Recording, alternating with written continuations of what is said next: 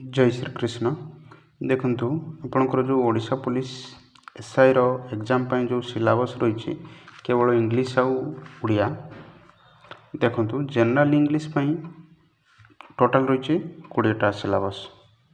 आपणकर ओडिया पाई भी मध्य से 20टा जनरल इंग्लिश रो मेन इंपोर्टेंट कौन रोचे आपणकर प्रथम तो होगा वन वर्ड सब्स्टिट्यूशन बेसी इंपोर्टेंट रोचे फ्रेजाल भार गोटे रोचे आ पार्ट्स ऑफ स्पीच रोचे तापर आसिल आपनकर प्रीपोजिशन रोचे आ रीडिंग कॉम्प्रिहेंशन रोचे कॉम्प्रिहेंशन रो 1 2 रोचे 1 2 रोचे माने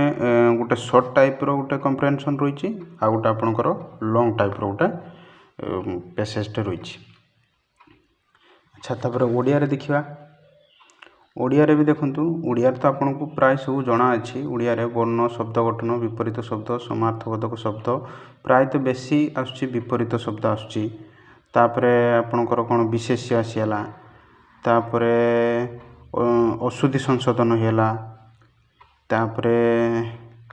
आ अनुच्छेद तो बेसी रहउछ अनुच्छेद आ अनुवाद हां एटार आ इंग्लिश रे आ रहिला आपनकर ट्रांसलेशन रहिला तो यही सब जिनस गुड़ा आपको टे भल भाव देखिए जावाक पड़ो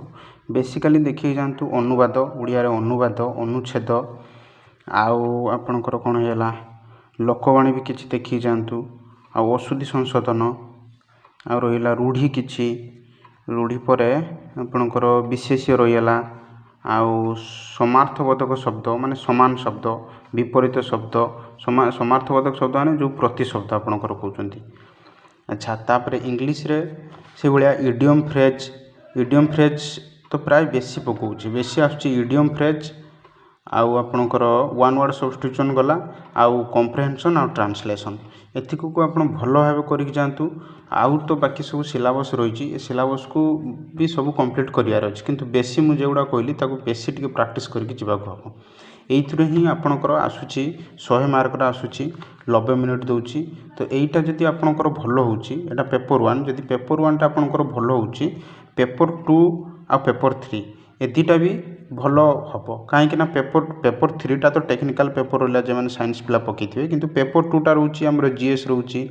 आ मेंटल एबिलिटी रहउछि रीजनिंग रहउछि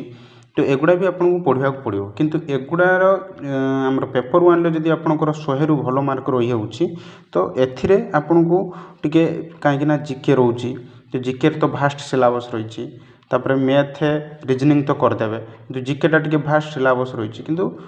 पेपर 1 टा आपणकर भल होबार अछि आ पेपर 2 भी से आपे आपे भल।